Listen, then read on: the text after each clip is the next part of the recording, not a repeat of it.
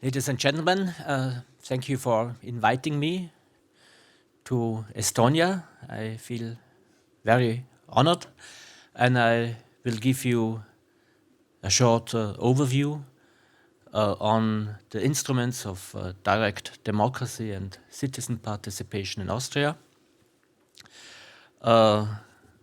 First, I want to state that Austria is a federation, it's a federal state. That means that the sovereignty of the state is divided in two levels: the central state level, the federation, and the regional level, the Länder. And we have various instruments of direct democracy, similar to that instruments we have heard about, and as well as on central state level and federal level, as on regional land level, and including the municipal level, which is part of the land level.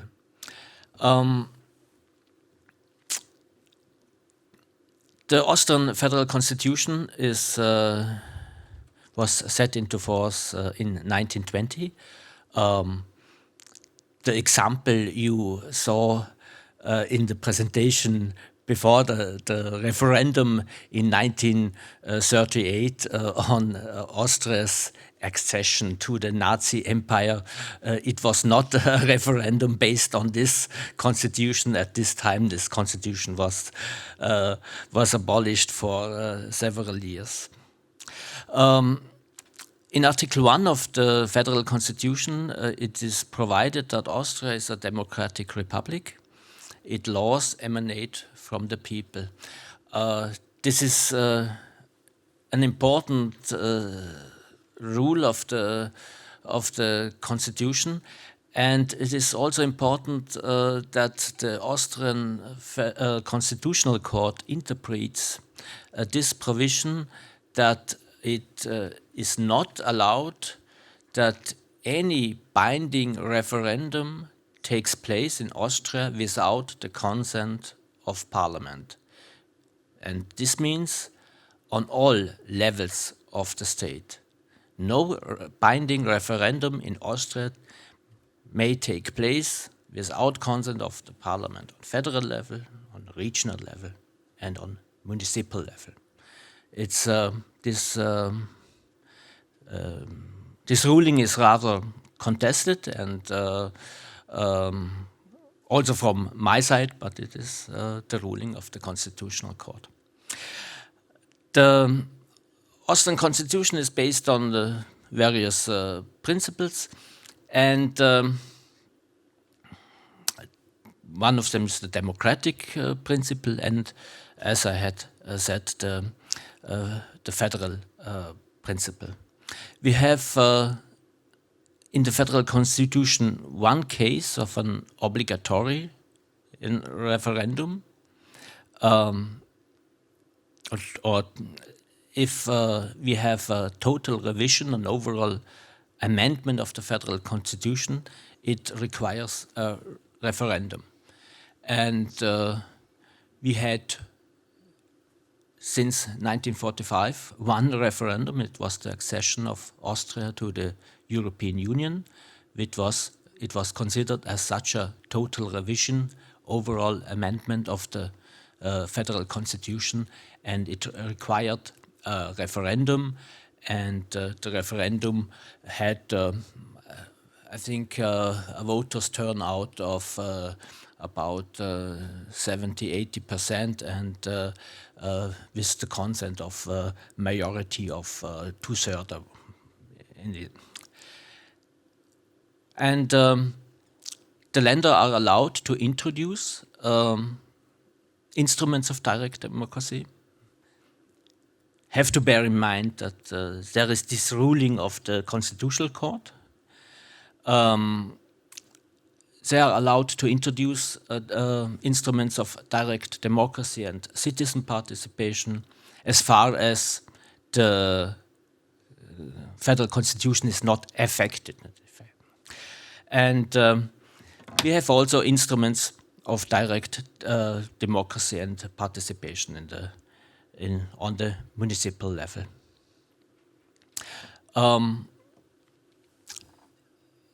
First, I want to introduce the various instruments of direct democracy on each level of government. First, the referendum, in German Volksabstimmung. It is a binding instrument, a legal binding instrument. For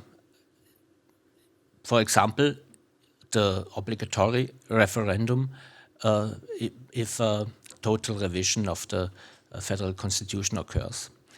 Then we have consultative referendums, Volksbefragung, non-binding consultation of the citizens' opinion before a law is passed by the parliament, for example.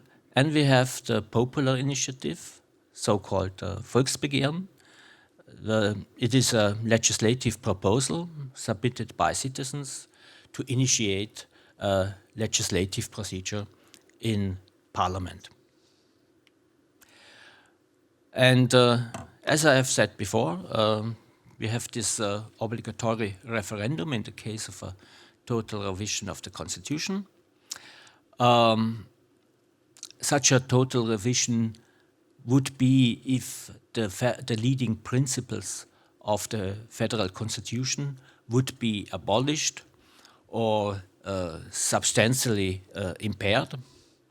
Also, for example, the abolishment of the federation of the land level would need such a obligatory referendum, except from the fact that it would need a 2/3 majority as well in the first chamber of parliament, National Council, as well in the second chamber of parliament, the Bundesrat, the Federal Council. But a referendum may also take place if the National Council decides so, that a referendum on a law passed by the National Council should take place, or if a third of the members of the National Council or the Federal Council demand a referendum on a constitutional law. Such a referendum took place about 4 decades before. It was a referendum on starting operating if the nuclear power plant in Zwentendorf should start operating, and a tiny majority neglected that it should start, and maybe it would have been better to make this referendum if the power plant should be built. Yes, for this reason we have no power plant in Austria.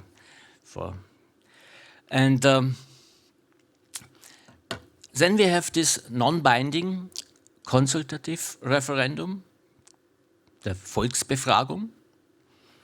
The parliament may order such a consultative referendum on matters of fundamental and overall national importance, or at the request of the federal government.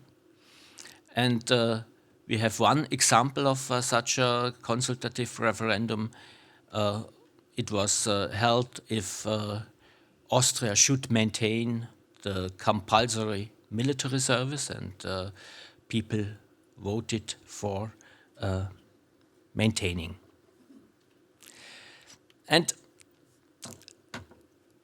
now let's come to this popular initiative, the Volksbegehren. People can demand that the National Council should pass any law and which they propose, and if the initiative is supported by at least 100,000 voters, That's about 1.5% of the people in Austria eligible to vote. It must be dealt in the National Council, but the Parliament is not obliged to, in contrary to this what we know in Switzerland or, for example, in Liechtenstein, the Parliament is not obliged to decide on the initiative, and actually it is a non-binding instrument, and in most cases this instrument is not successful. Nevertheless, it is frequently used, especially because it can also be signed and supported electronically. For example, we have current popular initiatives are dealing with the neutrality of Austria, demanding more neutrality, but in fact Austria is still neutral. This initiative comes, I would say, from the right populists side of the political system, and also I think anti-gender popular initiative, and but also you can propose any law on non-smoking in public areas, and so on. You can demand anything. The only condition is the National Council, Parliament must be competent in this case. And as I have said, these instruments are frequently used. Nevertheless, but in fact, in most cases, the Parliament does not follow the initiative.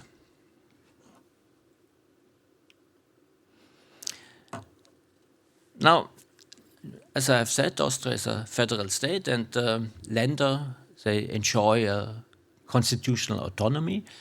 That means they have their own land constitutions, and they can provide for instruments of direct democracy in their land constitutions within the framework of the federal constitution.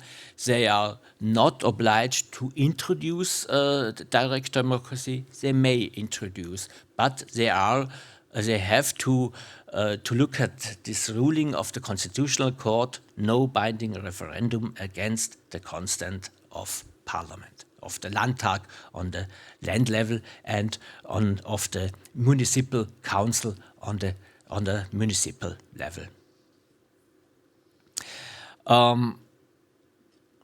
We have on the land level a big variety of instruments, a mixture of obligatory and non-obligatory referendums.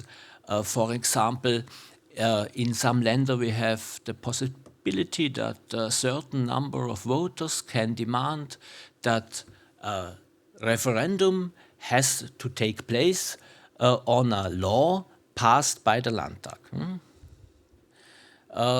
It is contested if these provisions in some land constitutions are compatible with this ruling of the Constitutional Court. We have until now no case in which this was in which a constitutional review of these provisions took place, but we have these instruments. And you see, the practical use of these instruments is rarely. We have on such a referendum on land level against a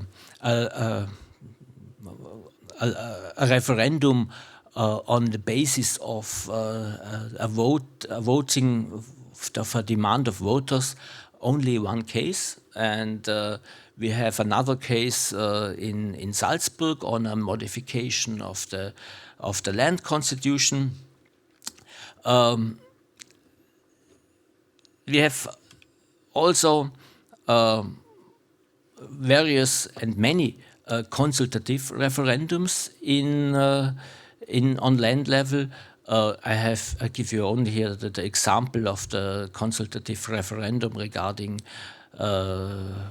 in Tirol, or regarding of if Olympia, the Olympic Winter Games should take place. The people voted against it, but we have within a decade about 100 consultative referendums on land or municipal level.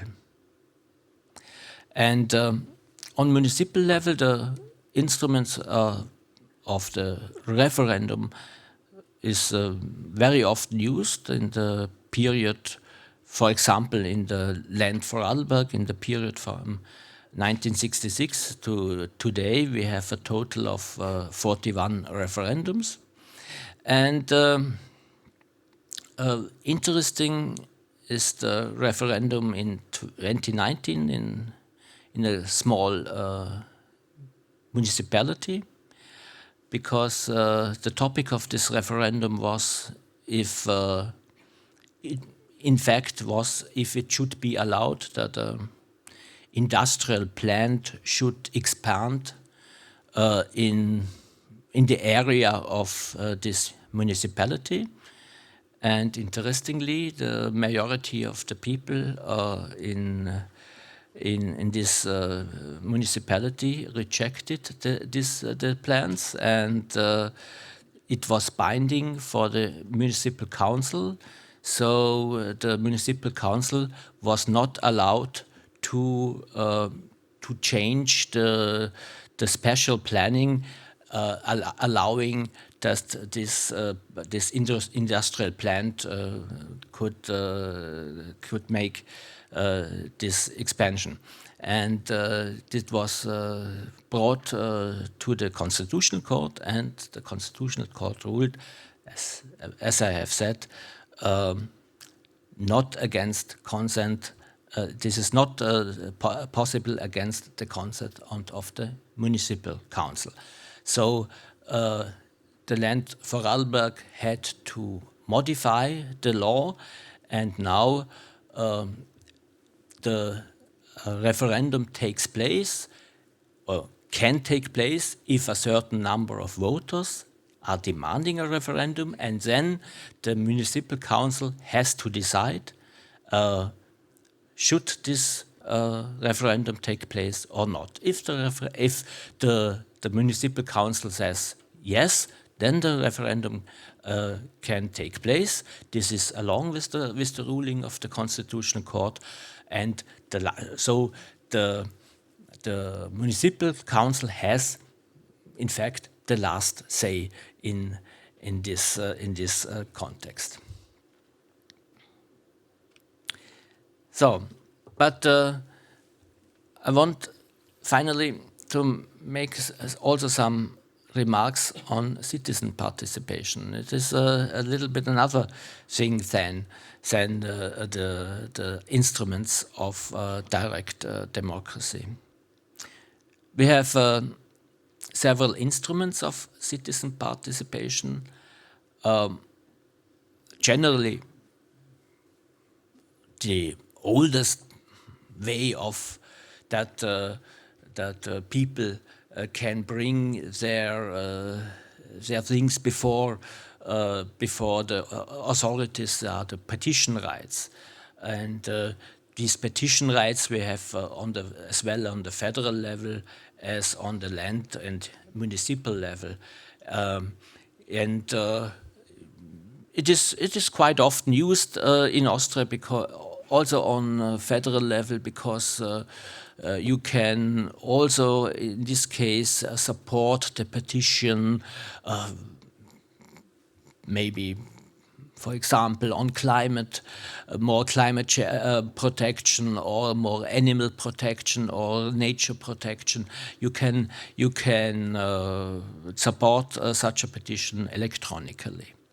But we also have so-called Bürgerräte in German. The term in English is such wisdom councils, and we have also the possibility that citizens can review draft laws, for example. And as I have said, all persons living in Austria are entitled to submit petitions to parliaments and governments, and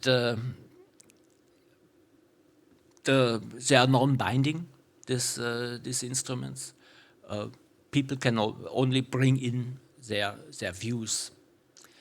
And another example are these wisdom councils. They are not formally established, but they do take place in some länder.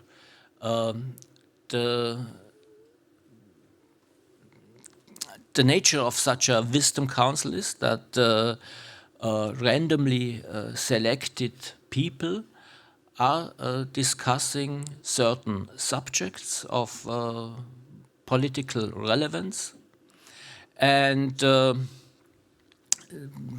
then they are presenting the results of their discussions to politicians, and it's also a non-binding instrument. The Wisdom Council only presents ideas towards the politics, and politics can follow such statements, and it is the possibility that people can bring their views towards politics, and that the communication between politics and people is improved, and experiences are quite well, although it is clear that this is a non-binding instrument. For example, you can talk about with people on climate change, or on elections, or other topics. And the third instrument is the citizen participation by bringing in statements of citizens to draft laws on federal and land level. In some länder, this instrument is provided in the land constitution. On the federal level, it is practically used. You have a draft law, and you can give your statement online. Interestingly, depends. It is not surprising. It depends on the topic, and interestingly, we have thousands of statements of citizens on a draft law regarding a new law on crisis prevention, and this is due to the corona crisis. The citizens fear that this law could be used as a measure to introduce again restrictions as we had in the corona crisis, and the statements were rather critically, and we will see how the Parliament National Council will deal with these statements. On another example, you can give your statement to draft laws in the land Vorarlberg, and then the government introduces the bill to the parliament, it has to give a reasoning why the government did not follow the statement of one certain person who gave who brought in his statement. And these instruments are actually frequently used. So I come to my conclusions. The instruments of direct democracy in Austria, we have a big variety of instruments. The practical relevance of these instruments cannot quite keep up with the diversity, especially on the central state level. The situation is a little bit other on the land level. But if you compare Austria with Switzerland, then it is surprising. These differences are surprising because in Switzerland the instruments are not quite different from these we have, especially on the land level in Austria. And compared to Switzerland, we have, from my point of view, a lack of direct democracy tradition, and the awareness of the people about their rights in direct democracy is quite different from one side of the Rhine, for example, Vorarlberg, the most western part of Austria, to Switzerland. And in addition to this, we have this restrictive ruling of the Constitutional Court on direct democracy. The Constitutional Court says our democratic principle is shaped as a representative parliamentary system. So I thank you for your attention. Thank you. I think we might have a time for just one question, maybe. Kui meil on üks küsimus või üks kiire küsimus, siis me jõuame selle võtta. Jah, palun. Kas meil on üks rändlev mikrofon seal ka kuskil? Sinna? Jah, sinna. Palun, kas te saate käe tõsta veel korra? Thank you very much. Could you clarify about e-voting? It is voting by email or it's something more, and how much people trust this? Mm-hmm. Generally, we have in Austria no e-voting, but you are allowed to support popular initiatives electronically by a so-called signature. But the